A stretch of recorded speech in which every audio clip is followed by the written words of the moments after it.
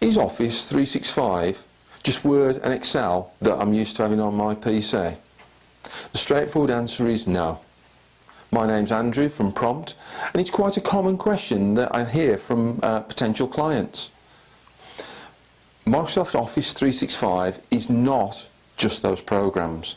Those programs can be run using Office 365, but really Office 365 is your data being stored in the cloud and you being able to access it from anywhere in the world, from pretty much any browser. I even joke, if your fridge is internet enabled, you can run it from your fridge. With Office 365 you can access your Word documents, your Excel documents, your PDFs, your pictures, your PowerPoint presentations. Virtually any document that you're used to running can be stored in Office 365. But Office 365 is a storage medium, it's a facility, it's a function. You can attach Word and Excel on your desktop to access it, but by no means is it just Word, Excel and Outlook.